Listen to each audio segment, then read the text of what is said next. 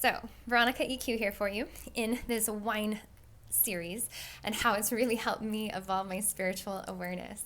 And I want to go back to wine being an experience, wine tasting specifically.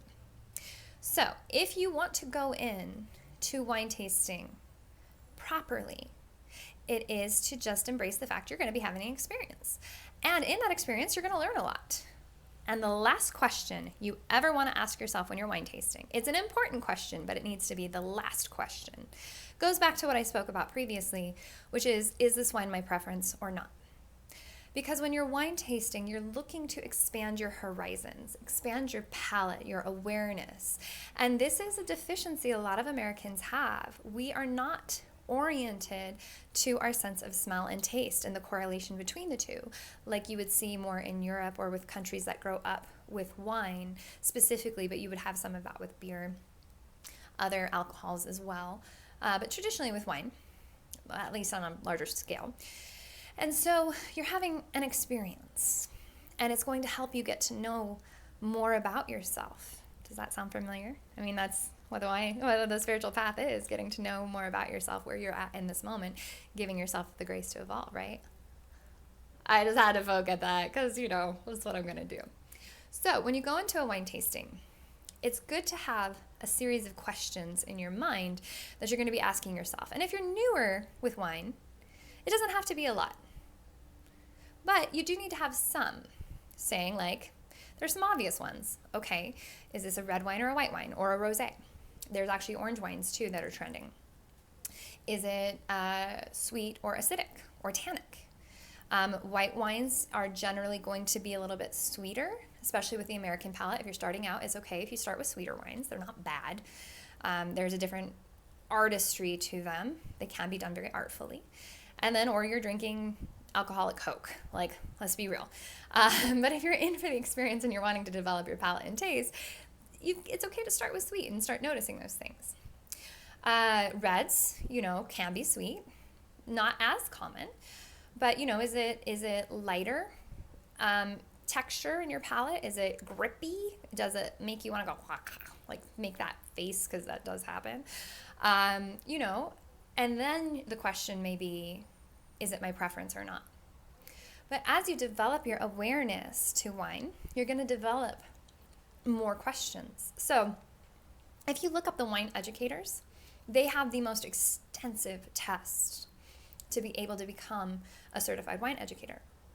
And just by a taste of wine, a sample, they don't even have to taste it to get a lot of information. There's so much you can discern from just looking and smelling.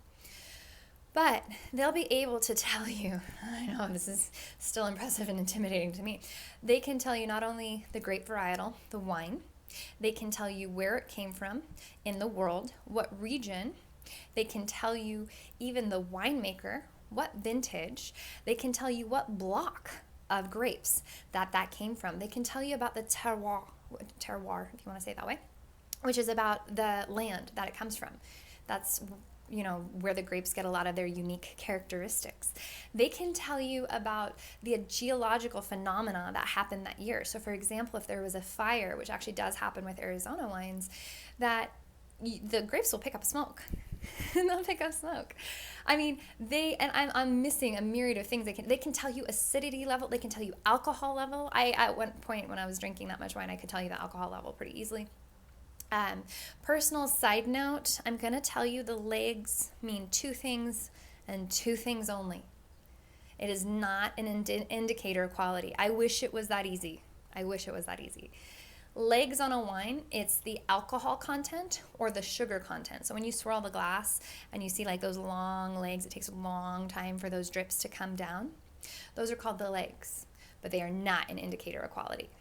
And I will die on that hill. That is one I fought all the time. It just is an indicator of the alcohol content, because the higher alcohol content, the longer it's going to take for those drips to come down. Or it's an indicator of the sugar content, same idea, because it's more viscous. So side note, just so you know that. But when you become really aware with wine, you start, when you wine taste, you have a whole list of questions you engage with before you even go into, is this my preference or not?